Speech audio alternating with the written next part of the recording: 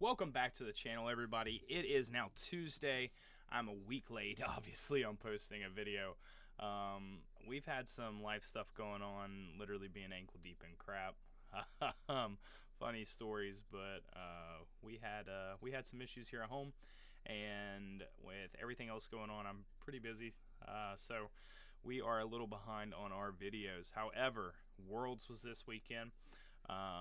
Texas versus Michigan was this weekend, and by the way, hook 'em horns, I am a little disappointed in the second half, not gonna lie, but like always, please like this video, subscribe, hit that notification bell so you get notified every time I post a video, and I'm gonna get right into it. Today's probably gonna be a little bit of a shorter video, but it's gonna lead into some others. With today, we're going to be talking about the TCG World Championship, the deck types, as well as some more 10 releases. I think we're halfway there on the quarter century rares of all the 10, so we're going to go through those. But here, what we're going to be looking at is the World Championship decks, and this is the the deck breakdown of everyone and who played what. So 43% of the players at Worlds were on Fiendsmith Snake Eye, 29% were on Fiendsmith Yubel. That's insane. 72% of the decks were those two, which arguably was the best decks of the TCG before Worlds. So just seeing this, with even if I knew nothing else, I would tell you there would be a North American that won this event. We had 4% Fire King Snake Eye, 4% Melodious, 7% Ritual Beast, 7% Tempai, 3% Fiendsmith Labyrinth, 3% Fiendsmith Rescue Ace. The problem is pretty obviously Fiendsmith. If you look at this, 72%, 76%, 79%, 82% of the decks had Fiendsmith in the archetype. The decks who did not were the Melodious, Ritual Beast, and Tempai Dragon, and I honestly think that Tempai Dragon at Worlds was a very competitive deck and had a lot of potential, but some other things were not on the list that are here in the TCG that allowed Fiendsmith Yubel and Fiendsmith Snake Eye to be just more dominant and better. Here in a few minutes, we're going to go over the top 8, and then we'll hit the top 4. But I wanted to talk about Fiendsmiths in general, but Fiendsmith Snake Eye and Fiendsmith Yubel. Yubel is pretty clearly going to be one of the better decks coming into the next format. Snake Eye takes a step back, but once we get Rage of the Abyss, Snake Eye's right back on top. So we'll have to just wait and see what happens. Top 8, first of all, making Worlds, making that top 8. Huge shout out. Way to go, guys. I think it was 6 out of 8.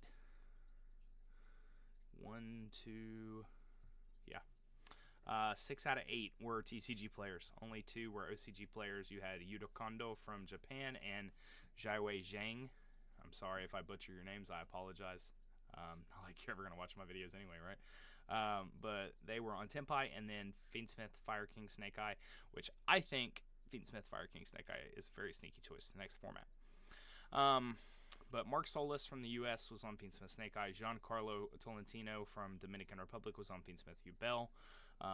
Tempai went to the gentleman from China. Ruben Penaranda was on Fiendsmith Yubel. Yuto Kondo was on the Fiendsmith Fire King Snake Eye. Fiendsmith Snake Eye again was Kalist Juramovic from Australia.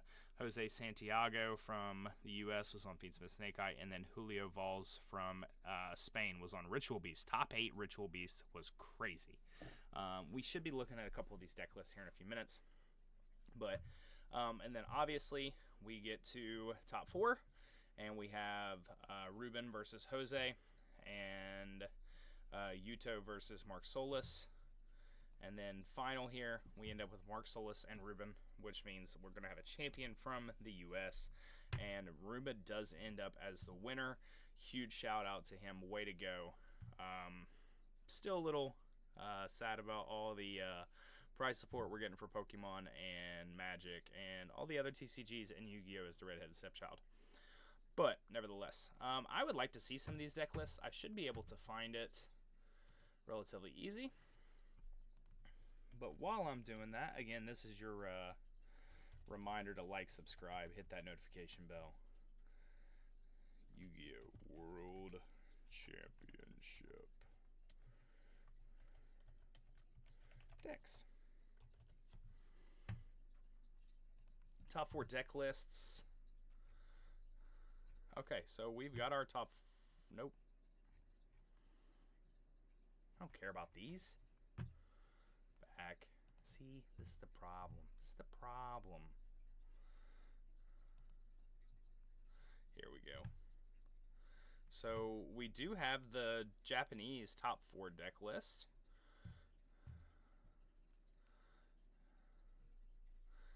And it looks pretty standard, especially with the Fiendsmith stuff. Just being honest. His side's a little spicy though. Not even gonna lie. He's got one of the shufflers in there, so on and so forth. The other guy from Japan, Rescue Ace Fiendsmith. That's his list. He was main in the 3 Droll. I think Droll is hard carry right now. I think Nibiru is going to be a hard carry. South Korea here with the Yubel list. Here's the Labyrinth one. Ooh, he's maining the Sphere mode. That's nice. That's nice. And then Ritual Beast. Tenpai, so he's playing the Doki Doki or whatever it is, Moki Moki, something something, Oki Doki. I don't know, you know how it goes. To Julio Val's top 8, and the Ritual Beast list is not there. They work pretty well to get a lot of these lists. But yeah, it was just insane. I mean, if you want to go up through here, it's easier to count who wasn't. So 1, 2, 3, 4, 5 out of 32. 5 out of 32 decks did not incorporate Snake Eye in some capacity. Absolutely absurd to me.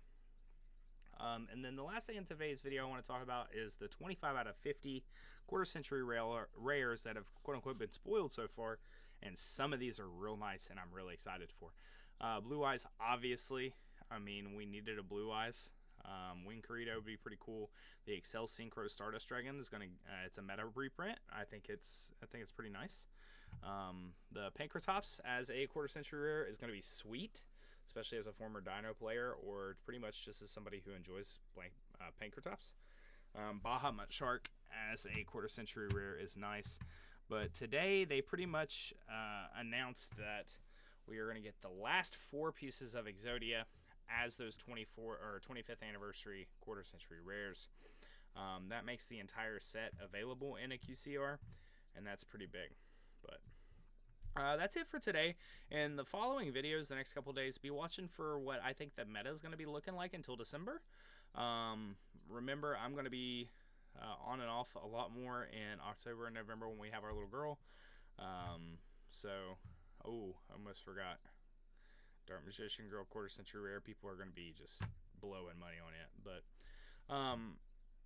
I'll be around. I'll be available.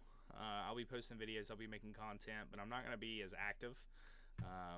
Not like I have been super active recently anyway. But I really appreciate it, guys. Keep grinding. Keep pushing.